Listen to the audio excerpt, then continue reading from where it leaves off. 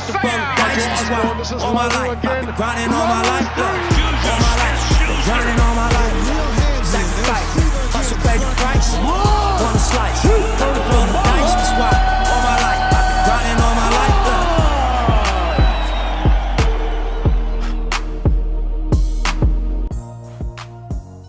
Welcome to another episode of Inside the Grind. I am your host, Serafina Maulupe.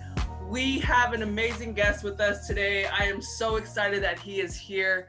He is a former football linebacker, played college football at SC, where he earned first team All-American and two-time AP national champion. He was drafted in 2005 by the Seattle Seahawks. He was voted to the Pro Bowl his first 3 years of his NFL career. He was named first team All-Pro, and he was an NFC champion. I'd love to introduce Lofa Tatupu. Tina, thank you for having me. Of course, again, thank you so much for being here today. Thank you for your time. How are you doing?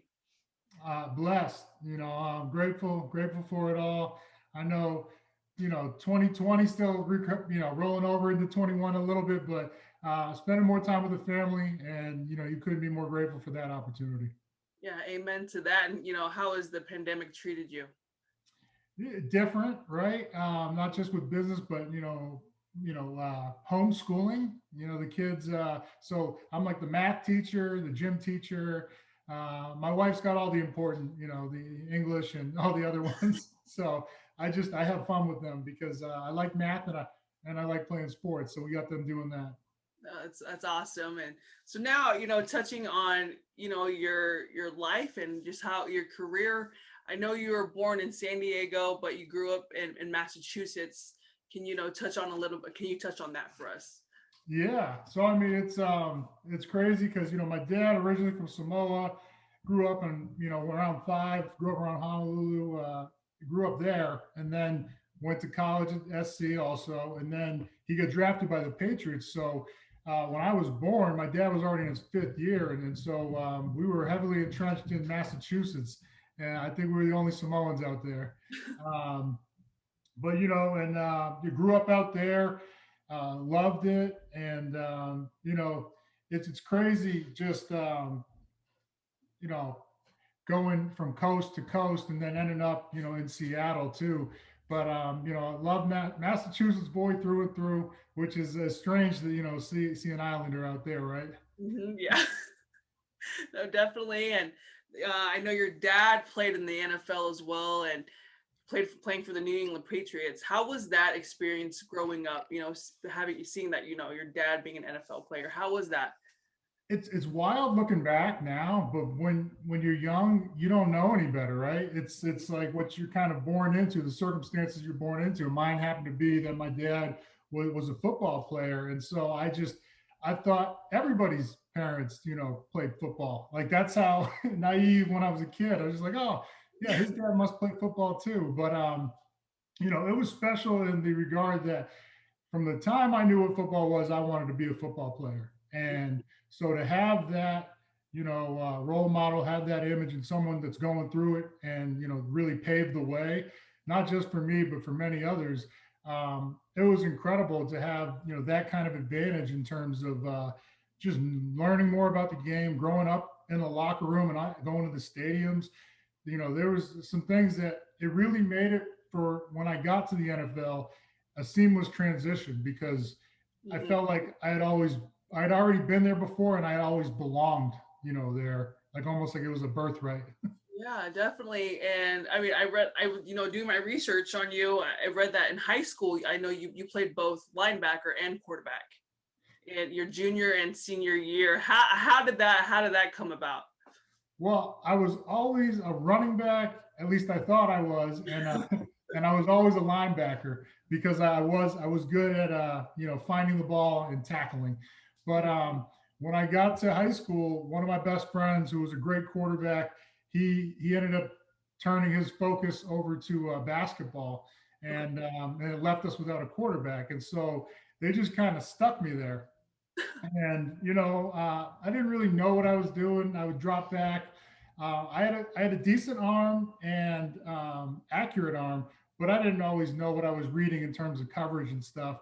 But I will say that taking those reps and learning a little more about, what the offense is trying to accomplish every down, it helped me become a better linebacker. And, but the irony of it all is that I didn't really get recruited out of high school. I got 4 offers. 3 of them were to play quarterback, which at the time there was no 5'11" quarterbacks. And I don't know if we'd had seen a Samoan quarterback because Tui wasn't there yet. So, I mean, maybe Jack Thompson might have been the last Samoan quarterback we had seen. So it had been a while before I'd seen either a guy of my size or my heritage playing quarterback. So I took the odds and, tried to follow in the footsteps of the great Junior Seau and all the linebackers that I looked up to, because there was a lot of great Samoan linebackers. And so I was like, you know what? And there was also a lot of 5'11". That's like what I was listed at height was. There was a lot of 5'11". Dat Wynn, Dexter Coakley, London Fletcher, Sam Mills. I mean, there was a ton of them. So just I would say in the best interest, making a business decision, I went to University of Maine for my freshman year and played linebacker up there. Okay. Now, and what made you make that decision to go to University of Maine? I I want to say that I knew better than to go to the other schools, but they were the only ones that were giving me the opportunity to play linebacker. Mm-hmm. I talked to the other 3 schools, UConn, Rutgers, and Temple, and I said, hey, if quarterback doesn't work out, can I go over and play middle linebacker? And like they were like, oh, we didn't even know you played defense. And I was like, well, the dream is the NFL, and I'm sure they looked at me like, look, kid, you're not going to the NFL. We just want you to play some quarterback for a couple of years. Yeah. But what I don't know what they saw, to want me to play quarterback. A couple of them were true option teams, so that might have been what it was. Because we ran a little bit of the option, but we weren't wing T or anything. But yeah, so when they told me no, you're going to be a quarterback for as long as you're here, I was like, then I'm going to go to Maine. And at the time, Maine had some really good linebackers. Stephen Cooper and Brandon McGowan. Brandon was the same year as me, but we came in. The 3 of us played together, and we all played over 6 years in the NFL, that's pretty surprising. Being a 1AA squad back then. I mean, you got to think. Social media wasn't big. We didn't have like Huddle or even YouTube that we could throw our highlights on the web and try to get more recognition or noticed.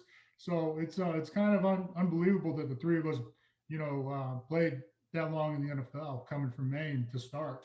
Definitely. And I know you transferred to SC your second year, and making that decision. How did you make that decision? That was a tough decision because, keeping the end goal in mind, always wanted to play in the NFL in mind. I didn't believe that no matter how well I did at Maine, that, the scouts or any NFL team would look at me and say, hey, we want to draft him. Because I was not the biggest, was not the strongest, was not the fastest. And so a lot of them, when they watched the tape, they really couldn't believe what they were seeing. They're like, that guy, that's like the expression they would get, or people would look up after the season, even teammates would be like, damn, I didn't know Loaf made that many tackles or interceptions. And it's just, I don't know, man, I'm a football player through and through. And, my dad was a phenomenal athlete. And, I think he didn't pick up football until he got into high school. So, and I think about, like the 10,000 hour rule and what it, takes to develop the skills needed. And I can't imagine if my dad had started football at 6 or 7, like I did. But yeah, so with that in mind, I just said, hey, you know what? I don't know if the NFL's promised to me. I want to go play in front of 60, 70,000 though. I don't care. I don't care if I sit the bench until my senior year. I don't care if I just run down on kickoffs. I want it that much. That was the mindset that I always had, because I just knew if I had an opportunity, if I just give me a chance, I guarantee you I make it. Definitely. And I want to acknowledge right now, just like just based off everything that I've read, that you were doubted a lot, being undersized and, like slow, you're slow, but like you just proved like those people wrong. And I just want to acknowledge that, being someone, I mean, I wasn't tall to play basketball. I'm like 5'5", 5'5" on a good day. So it's just like, I totally understand, when you have doubters and just proving those people wrong. And I just wanted to say that's just, that's so awesome. But now you're at SC being coached under Pete Carroll. How was that? Oh, it was wild. I was originally supposed to be an Oregon Duck, and Okay. yeah, there's a lot of people don't know that story. I had committed to go to Oregon, but my dad sent the tape to SC, and so we visited my mom in San Diego, and then I was about to fly up to Oregon to sign a letter of intent and commit. And my dad's like, hey, we got to make a stop real quick, so we stopped in LA to fly. He said we're flying out of LAX. We ended up at the at USC campus, and I was like, "What are we doing here?" And I was like, "Oh, maybe he just wants to see the old stomping grounds." But we get there and we walk into Heritage Hall, and there's people there to like host us and like show us around. And I mean, you walk in, and the first thing you see is all the national championships and the Heisman trophies. And I mean, when you talk about like that was probably the first time in my life I didn't like, damn, like where am I right now? Like this is like just a hall of greatness. And then seeing my dad's picture on the plaque, I mean, it was on the 74 national championship team.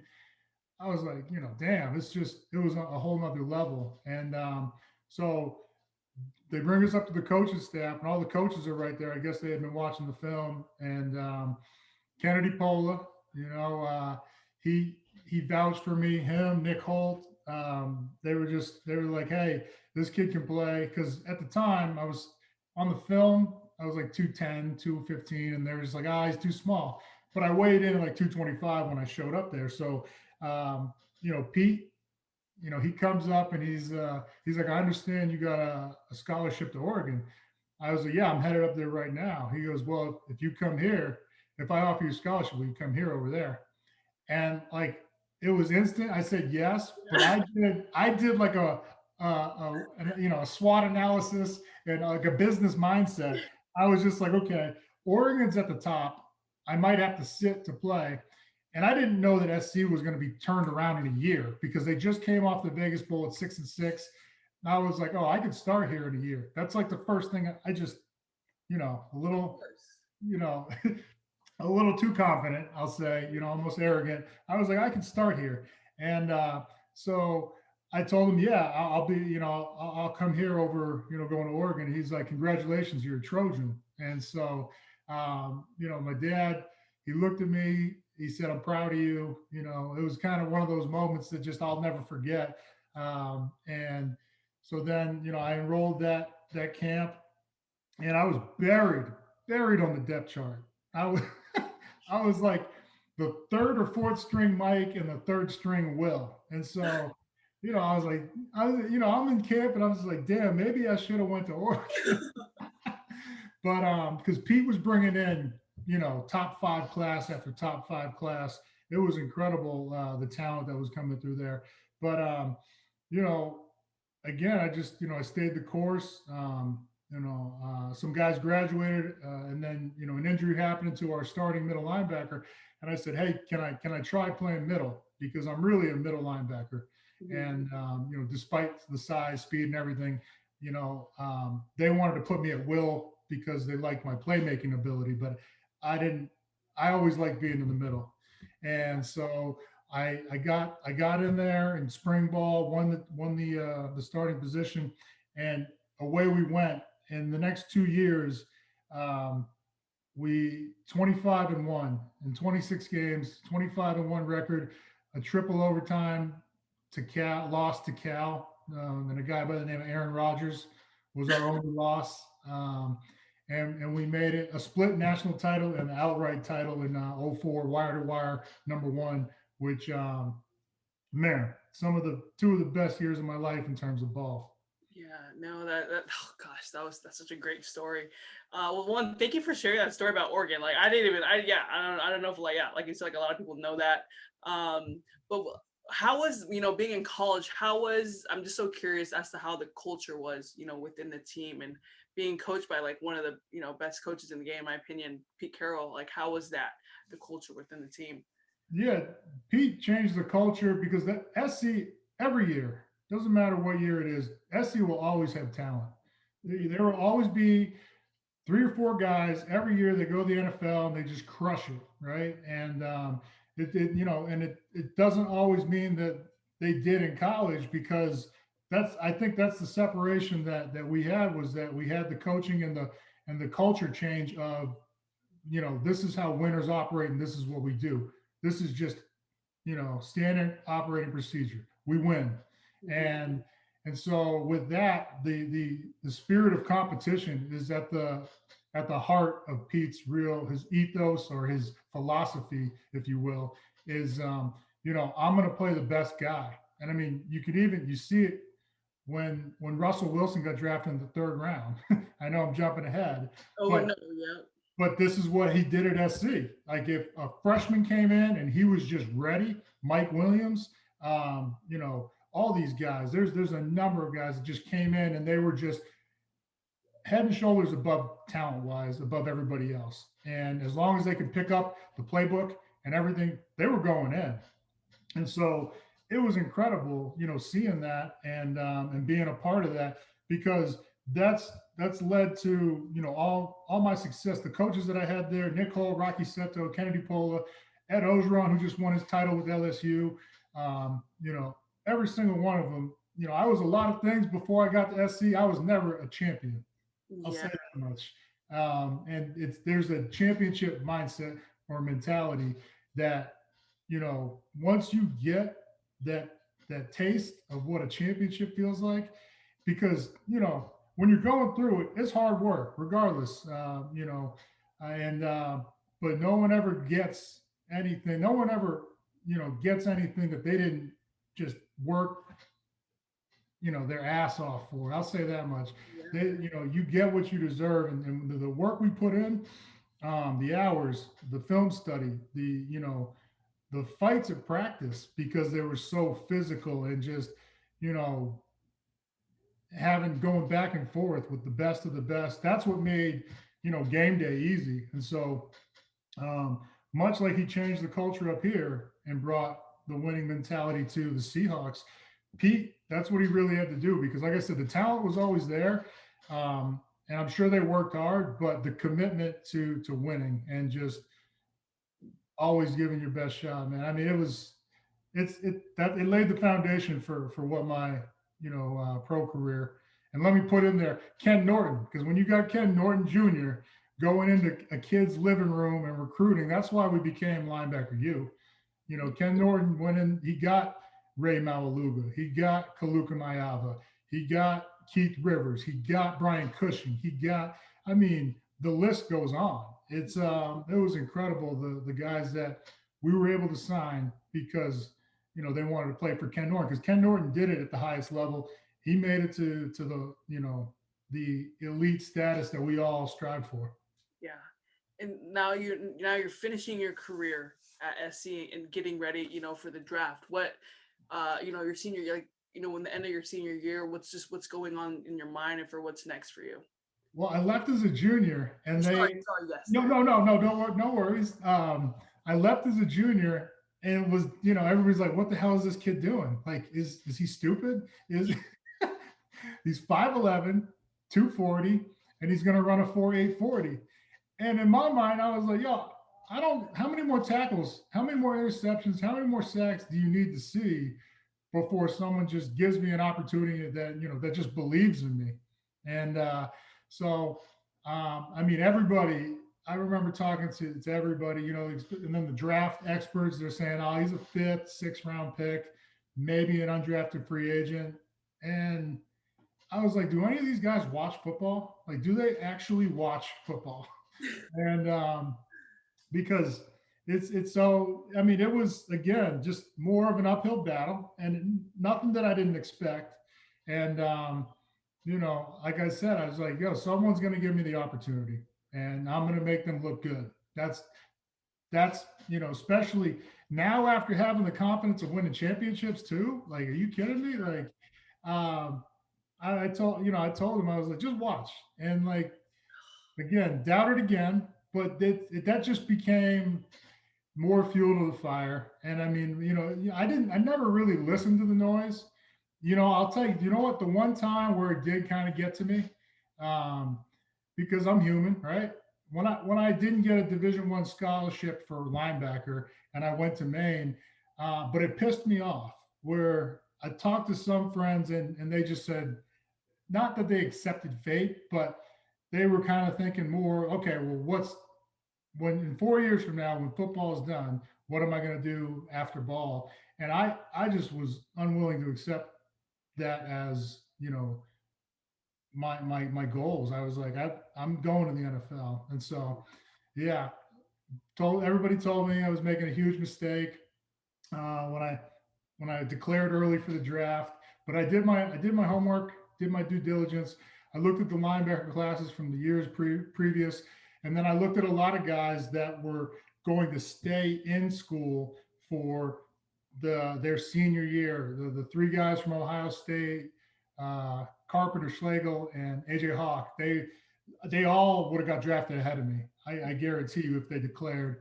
Um, and then D'Amico Ryan stayed for his senior year. So I was, again, football guy. I'm not only gonna know myself through and through, but I'm gonna know the competition and the competitive landscape. And so that's what it was. I just did my homework, and so we still had a very strong linebacker class that came out in '05, but I knew the time was right. I wasn't going to get any bigger, faster, stronger, and another 100 tackles and whatever stats weren't going to catapult me into the first round. But I believed that I could go second or third round, and so I went. Yeah, and I just think that's just amazing that you, although everyone outside of you were saying that it wasn't a good decision, but you trusted your gut and you trusted your decision, and that's huge. And I like being in college. I just think that I don't know, like, acknowledge that, just how big that is, especially for someone in college. Well, yeah, and I mean, for anybody that's watching this, your heart, and like that gut instinct, your heart is never wrong. You Mhm. know, in your heart of hearts, what to do. And I know if I stayed there, I wouldn't have had not the passion, but still playing ball, still with my teammates. We would have been going for our third straight title. Of course, you have vision and goals in mind, but my heart was already in the NFL. And so I would have been doing not only disservice to myself, but to my team, which meant more. My team meant more to me than any personal goal or accolade. Now you're in the NFL, drafted by the Seahawks. And what, how was the beginning of your NFL career? How was that? It was awesome. I got I came to a great situation. I can't ignore that. I mean, Seattle Seahawks were knocking on the door of, the Super Bowl for a couple of years before I got here, going to the playoffs for I think 2 or 3 straight years, a couple of division titles. So they weren't far off. And you know, I came in just, eager to learn and loving football. And, first of all, draft day was wild to finally have your name called. Um, that, especially when everybody said you're probably not going to get drafted, that was pretty fun. But right then, the work started, and I remember just putting like a vision board together, writing down goals. To anybody that's listening, like goals, if you don't know what you're working towards, it's like directions on a map, right? You need to know how you're going to get there and how you're going to make it happen. So um, I put the craziest dream goals down. I put Super Bowl as number one. And that's first and foremost. Like I said, for my team, that's the ultimate measure of success, or that's the ultimate goal.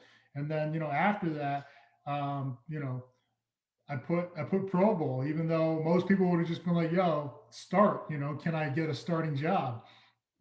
I dream big, and that's one thing everyone needs to know about me. I'm not going to die wondering. I took my shot.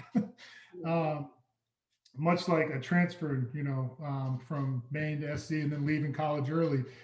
I always did the unexpected, I guess, but it worked out every time. So I'd say it's more than just luck at this point.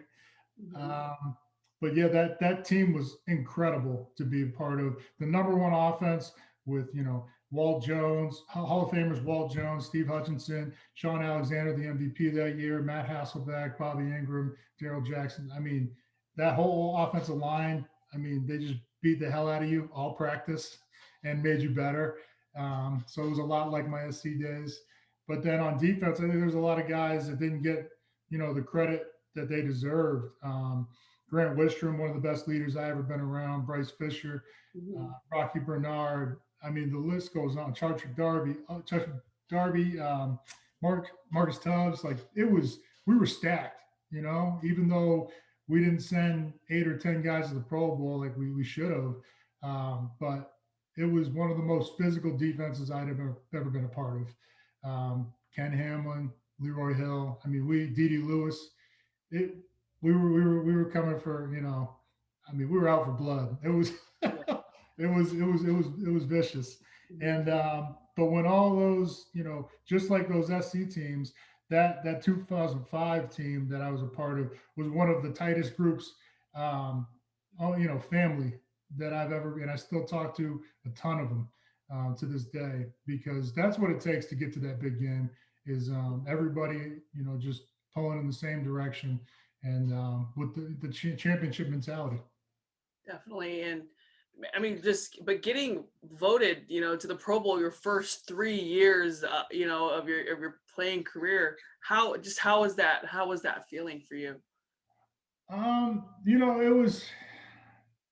It was obviously, yes, you want to be, recognized for all the work you put in, everything you sacrifice, because it doesn't matter what sport you play.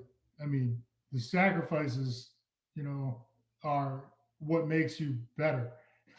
And so it's a rewarding feeling in that, aspect. But I would trade all that in for one Super Bowl. If I just won that Super Bowl my rookie year, I wouldn't have cared if I never made a Pro Bowl. And that's the truth. That's how much a championship, means to me. Definitely. But I think it was just finally getting some validation, from a lot of people that just said I couldn't. I went from a guy that was never supposed to make it to the NFL to a couple Pro Bowls, out the gate. So it was special in that regard, that it was kind of one of those moments like, man, I told y'all. I told y'all that I'm pretty decent at this game. Never trying to say I was the best. But I said I can play this game. I know this game better than I know myself. And so it was fun. And I think the most fun part about it is, you get to take the family over there. And I got to take my dad back, to Hawaii and see a lot of his family. And it's when we went back my rookie year. So me and my dad flew in, and when we get off the plane, I rode with all the guys that, Hutch, Walt, all the guys that made it from our team. And we get there and there's reporters lined up doing interviews with everybody. So we get up there and they're like, hey, Walt, Lofa, and behind us, my dad was walking, and about 8 or 10, different reporters just said, is that Mosley? And they took the microphone away from me and put it in front of him. And he turned and he said, it's still my island. So that was a memory I'll always cherish, was that, my dad he's still kind of a big deal, even years after he left the game. And then even now, it's been 11 years, a week ago since he passed. And I still get reminded of, how big of a deal he was, whether it's, in Hawaii or Massachusetts. where I grew up. It's pretty special that they still remember the big guy. Yeah, no, that's so awesome to hear. And so what my show is about is inside the grind. The grind it takes to get to the NFL, the grind it takes just personally Lofa, like having such a successful career. Are you able to tell us just the grind and commitment and dedication it takes to become the best version of yourself, or just successful?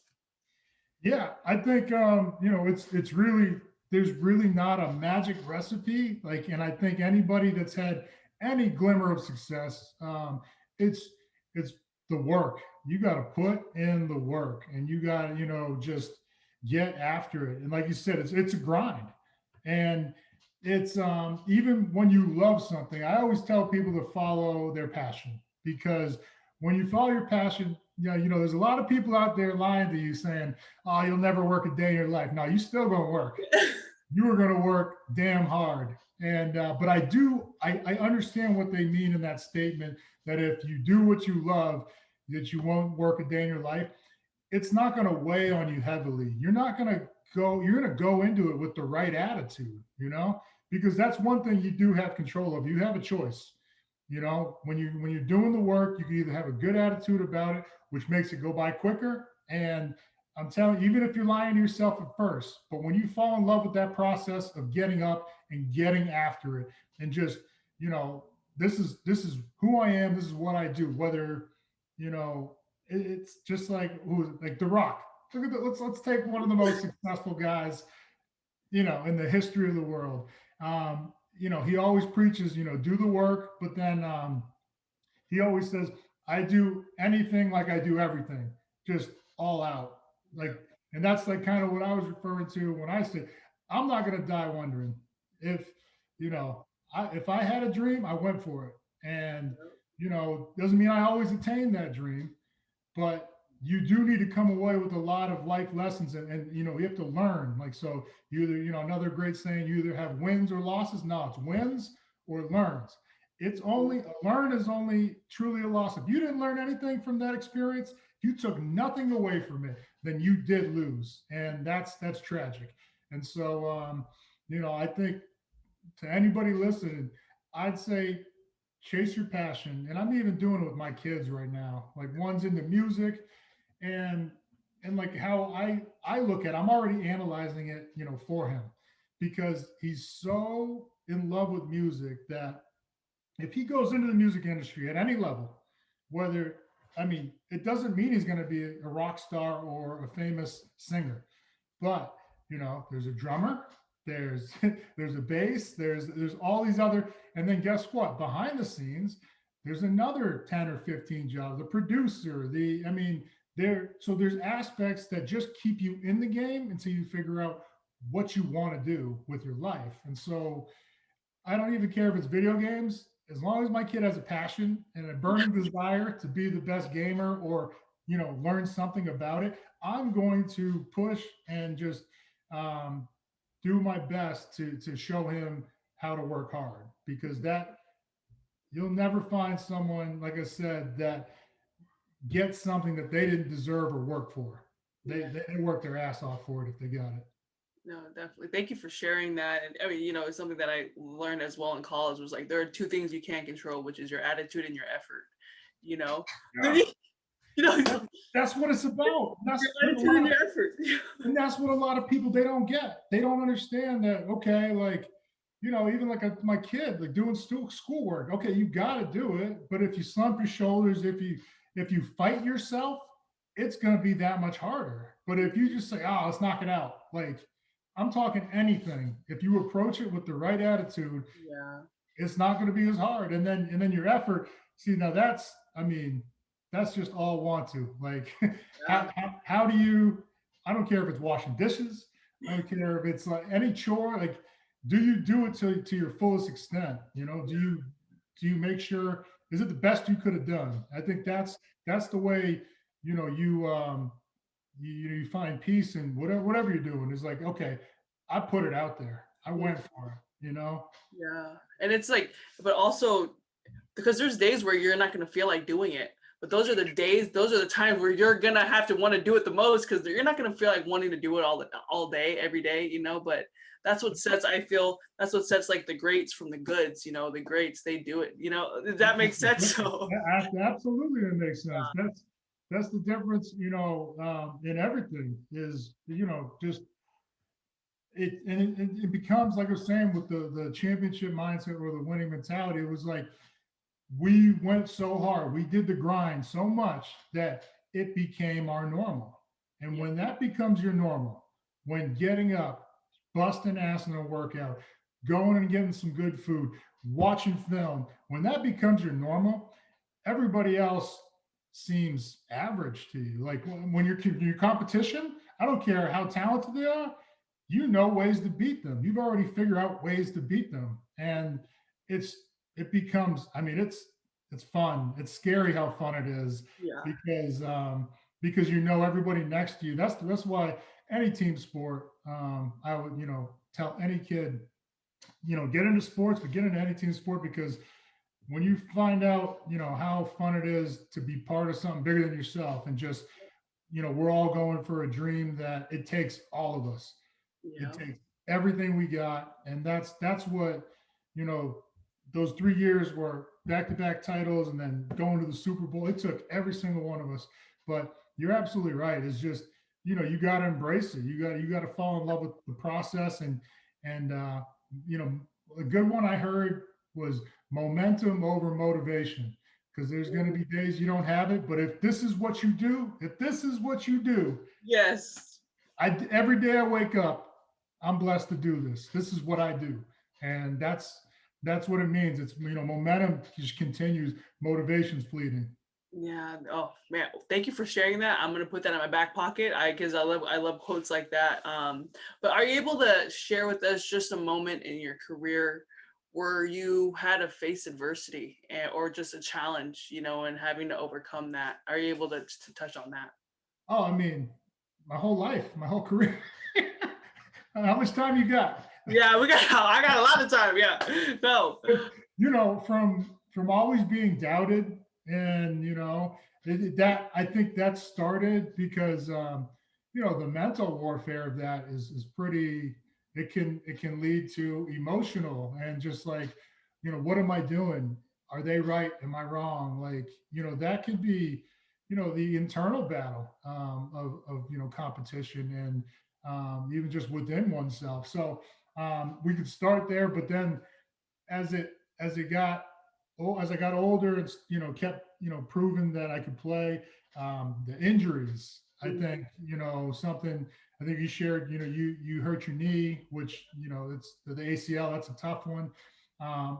Over the first 3 years, the craziest part, I had about 3 or 4 concussions each year, and I didn't miss any time, and I didn't think anything of it. Again, if it's your norm, this is just what I do. I rise to the occasion. It happens. It's part of the game. And my dad played, and he seemed, fine. When Yeah. well after football, so I didn't question it. But then I started losing the mind body connection. Because I mean, the brain, that's a brain injury, the concussion. And, there's no protocol, and there's no real science yet to tell us when someone's ready to go back in. At the time, it was just a series of tests, some cognitive tests, memory. And, at the time I was 22, 23, and 24. So I was like, yeah, you know, nothing. I'll be back on Tuesday. Literally, get a concussion Sunday. Yeah. Okay, I might be done for this game, but I'll be back Tuesday, back in practice with the pads on. Um, and so, but I didn't realize, how much it was, the damage it was doing to, that connection that the athlete knows, and, to the point where, I had 10 surgeries, 15 concussions in 6 years that I was playing. So it got to the point, you want to talk about adversity, it got to the point, even in the off season as a rookie, where I was like, I would go work out, and then I would just pass out. I had no energy to do anything. And you need the dark, right? Because you need the dark room, because as the lights are just too bright. because your pupils are dilated, as I found out later, so it's letting in too much light. It's just too bright. Just everything's out of sorts. And so from that, then I remember like just getting more and more knee, ankle issues, soft muscle tears, tore both pecs, like some things that my body was just not like the mind was willing. It's like, yo, we're going this way. But then like the leg didn't move. And I'm just like, okay, what's going on? Like, Yeah. when you're having success, and this is my first 3 years, you don't question the process, right? I mean, you always, as a competitor, you're like, can we get better? How do we get better? You look for those angles to those edges. But I wasn't about to tell anybody that, out of my right eye, I had probably like 30% vision because I had fluid in my macula from one hit, which I mean, it was just a vicious hit. I played the rest of the game. I just thought it was, blurry, a little, floater. And it turns out, yeah, I had that until 2013, 14. And finally, actually, the CBD, Zonin CBD, is the only thing that's actually shrunk it because it's an anti-inflammatory and a neuroprotectant, which, we'll get to that later. But Yes. But you want to talk about adversity? I faced it my whole life. Everybody doubting me, and then getting to the NFL, it seemed like every offseason was an absolute challenge just to get back to camp. And then, of course, I mean, we know why my career was only 6 years, and because of the injuries. And I mean, so let's see. I answered the bell. So 15 and then the 10, 25 times in 6 years. I'll say that, I gave it everything I had, even some ligaments and tendons. But I left it all out there. And if I, because a lot of people say, hey, well, what if you would have taken some time off? If you like from the concussions or even the surgeries, I rushed back from it. I just say I wouldn't have been me. That wouldn't have been the guy that you saw play out there. That wouldn't have been me. That wouldn't have been my personality. That wouldn't have been my, I wasn't there for a long time, but I was there for a good time. It's just so important, just the brain. Well, I mean, especially, I would recommend a sleep study to any athlete out there. The three areas: sleep, nutrition, and exercise. Those are the three areas that if this is what you do, if playing sports is what you do, those are the only three you need to really, obviously the film study and all that stuff, but you got your body is your temple, your mind is really what's protecting it and telling it, hey, we shouldn't be doing this. Like that's really that, level of knowing myself was slipping away from all the concussions. And so, especially if you wake up in the morning and you don't feel energized, like well rested and just like, hey, it's time to attack the day, because I didn't feel like that at all during my playing career. And then I went and got a sleep study years after. I have sleep apnea. Oh, wow. And so, that sleep apnea is where you wake up or you stop breathing for short periods of time while you're sleeping. And so when your body's trying to keep you alive, essentially is what's happening when you're asleep. And that's why you hear someone just gasping for air, like almost like they just came back to life. It's like really what happened, because your body shuts down. You'll stop breathing for like a minute or so. And so when you're going through that, I used to wake up just feeling like, man, I just felt like I just got a workout, and the bed, my back would be sweaty. I was just like, man, what happened? And so that's what I'm saying. The sleep, for all the athletes out there, sleep is of the most important to start your day. And then diet and exercise. I mean, what you eat, not only can, the inflammation that it brings about, which is bad for the joints, you feel it on a different level. This is what like the CBD has done for me, is I could feel things on a cellular level. I could feel the sun beating down on me when I'm out there, playing basketball or whatever. And I was just like, okay, it's time to apply some sunblock, which is wild, right? Because my whole life from the time I was born until the time I was 34, I would never put sunblock on. I'm like, no, it's going to be a great tan. And then all of a sudden, within taking, the CBD for a couple of weeks, I was out in the yard and I was like, man, is it hot out here? And all my family's like, no. And I'm like, I am like heating up. And so I reached for the sunblock and they got burnt and I didn't. That's all I'm going to say. But yeah, so it's, I don't know how we got there. I'm sorry. Because it's okay. It's okay. We touched on just concussions. No, but thank you for but you need to get that checked out because if you know what life was like when you were feeling on top of the world, and like that's really for me. I mean, the wildest thing is that was up until college because I had a couple pretty bad ones until like my junior year, and then when I got the NFL, man, even though it looks like a great life and success and all that, right? You don't question it, right? But I felt horrible like my whole playing career. Feel way better right now than I ever did. And so that's why in my next passion, it's trying to help people and spread the word and help them with their health and wellness journey. Definitely. And are you just able to share your favorite moment of your career? Perspective's everything. And even though we didn't win the Super Bowl, playing in the Super Bowl is something I'll never forget. That's the game since I was 5-6 years old. I used to be in the backyard just like every kid. You're catching the game-winning, pass or touchdown, and you're making the game-winning run. It's man, it was incredible. And I mean, this is after a Rose Bowl, which was another great game, and then an outright national championship, which is wild, right?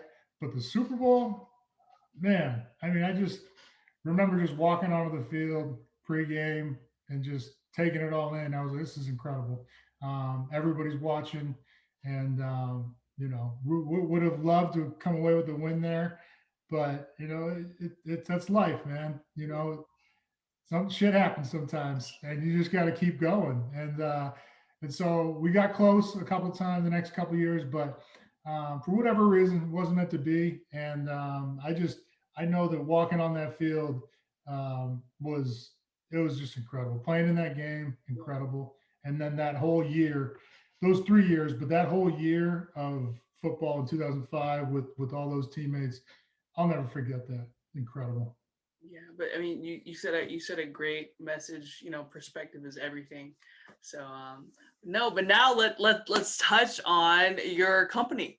In 2019, you founded your own CBD company, which is amazing. Zone In. Can you just tell us how that came about? Yeah, I mean, again, everything happens for a reason. Staying in that mind frame is, I ended up coaching here 3 years because I stopped playing in 12 when I got my final injury. My pec tore off, my second pec tear tore off the bone. And I was just like, you know what? My body is just telling me we can't do this anymore. And, I'd rather not go out there than not be me. So I shut it down. And a couple of years after, 2 years after I left, the Hawks called me and they were like, hey, man, we want you to coach. I was like, we'll see. And then they called me back a week later because they were headed to the playoffs. So it was a month later. And they called me back as soon as they were like, what's up? We got a job for you, assistant linebacker coach. I go, you know what? Yeah, I'll do it. I love football. I'll do it. I really wanted to be a scout. I love finding talent, finding value, finding guys like myself that no one believes they can play, but end up making it to the NFL.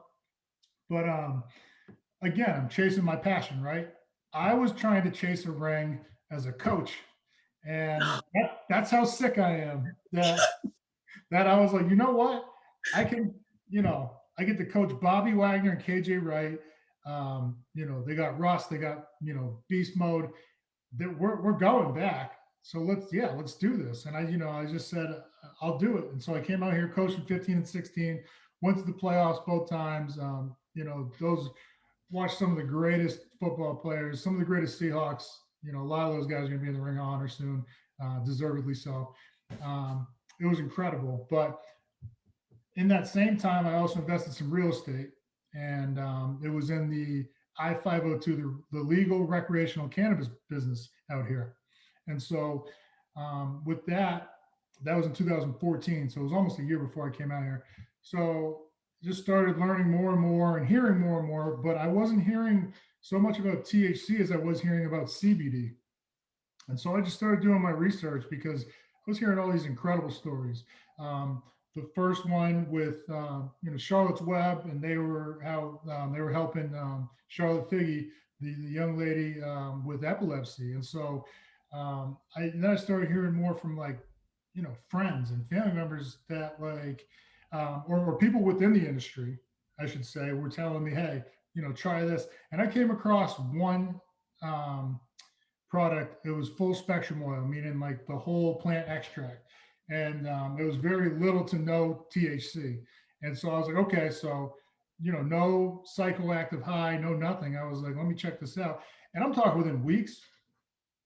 And I was doing very poor health-wise. I was 280 pounds. Like right now, I'm 240. So I was 40 pounds overweight. I wasn't working out because it didn't matter what diet or what regimen I tried. It just didn't heal the aches and pains.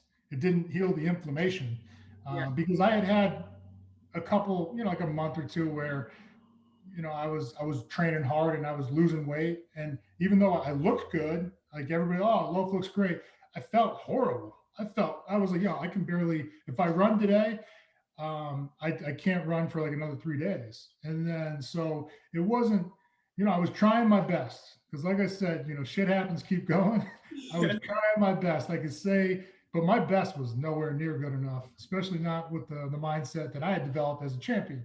So when I heard this, I started trying the CBD, and I'm talking within like 3 or 4 days. Like I'm talking like that voice came back, that little voice in your head, and the guy on your shoulder says, we can do this. And it's like, damn, I haven't heard that voice in years. And I was like, almost like talking to myself, like, where you been?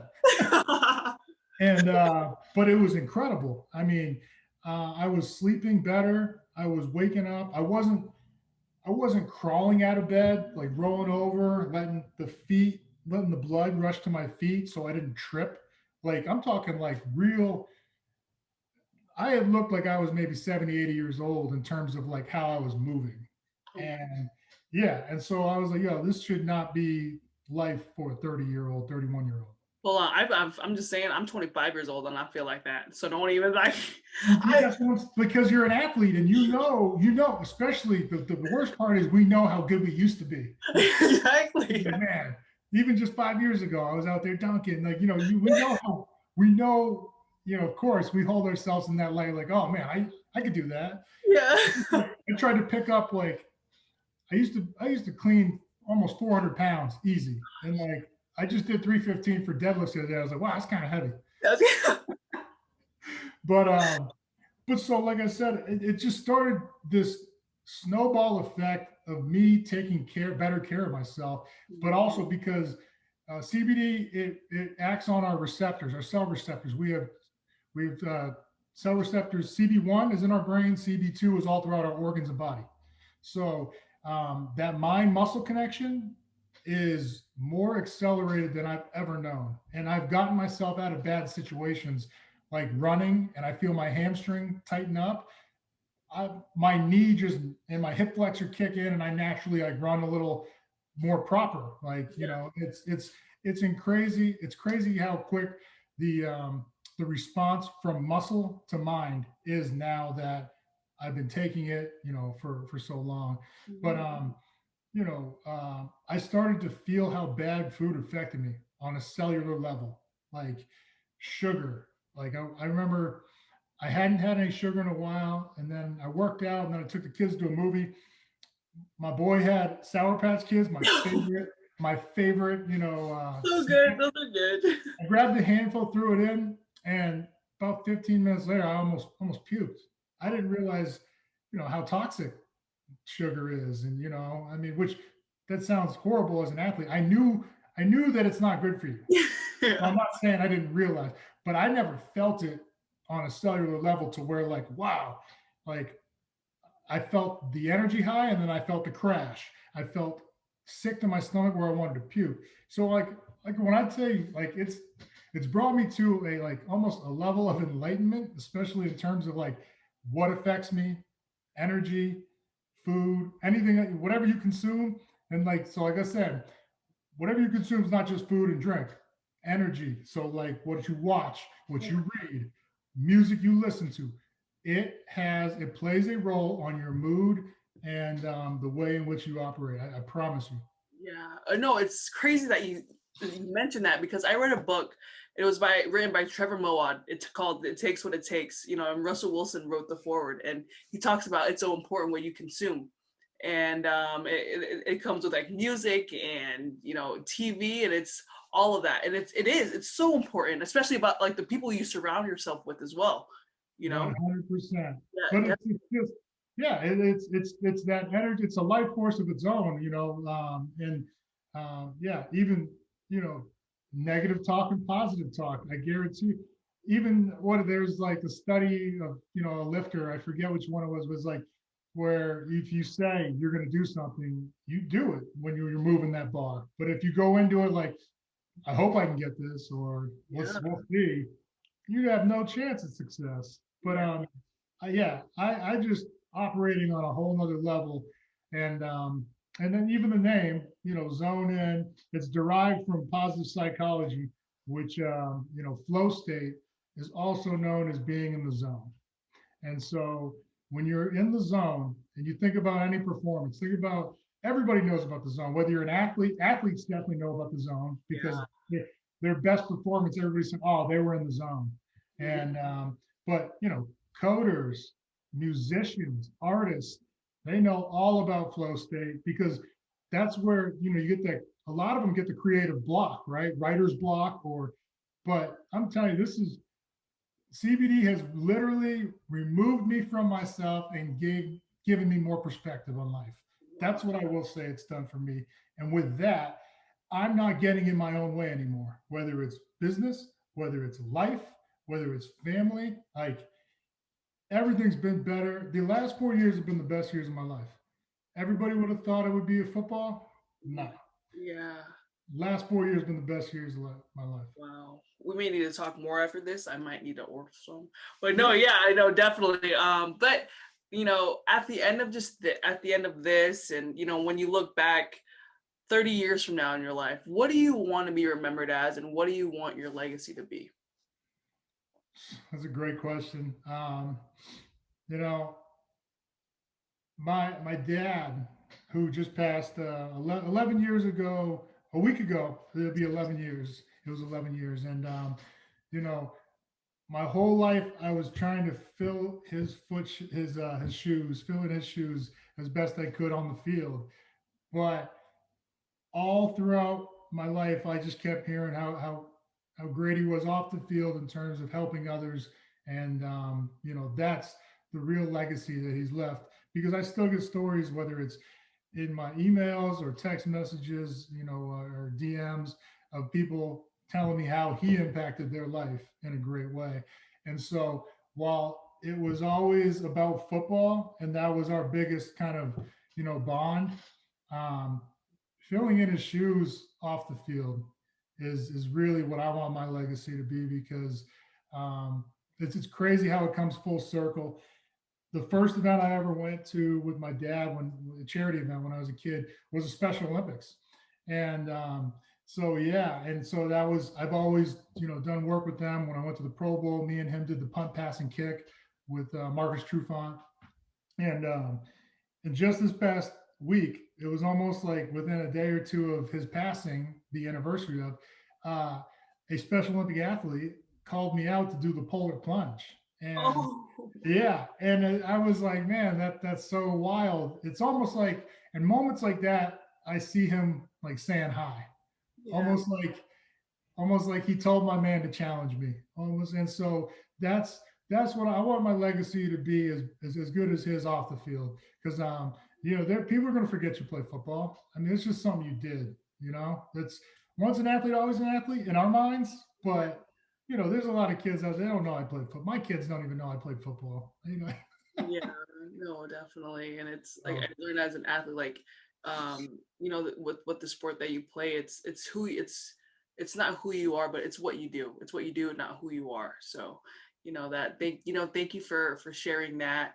But we're getting towards the home stretch of things, and I'd love to do some rapid fire questions with you. So the first thing that comes to mind. Okay, first question is your top 3 favorite artists. Ooh. Tupac, Okay. Collie Buds, Ooh. Oh. and man, who's the third one? I'm horrible at rapid fire. Sorry. Who else do I listen to? Little Uzi Vert right now. I like him. Okay. Do you have a favorite song right now? Can't go wrong with Good Life. Good Life. I mean, yeah. I mean, that whole album goes hard. But yeah, I think that really just encapsulate, how I feel right now, man. Blessed. Okay. No, thank you. And is there a show that you're currently binge watching? No, I try to stay away from shows. I feel like I'll jump on the ground and hit some sit-ups because I just feel like it's too much of a waste of time. Yeah, no, I totally get you on that. Thank you for sharing. So if you could have dinner with 4 goats, anyone, it could be 4 people. It's you and these 4 people at dinner, drinking some wine, it could be anyone, past or present. Who would those 4 people be? That's a tough one. I'm just gonna go with my dad and my 2 sons, and because my dad always wanted grandkids, and he passed like 1 year to the day before my oldest was born. So I want my kids to meet I would have liked my kids to meet my dad. Perfect. Well, thank you for sharing that. Well, last question. I want to continue to highlight our Pasifika athletes. Who is someone that you'd like to see on the show? Ray Maulupe. Good. Okay. I will. Yes, I will. I will work on that. No, thank you. Thank you for sharing that. And I will definitely work on that. Well, Lofa, I want to just say thank you so much for joining me on my show. And your story was just so powerful. And I hope it will inspire and give hope to anyone listening to this. Show them that they can achieve anything they set their mind to by putting in the work and committing and dedicating themselves to becoming the best that they can be and just trusting the process. Thank you all for tuning into Inside the Grind. And again, thank you so much, Lofa.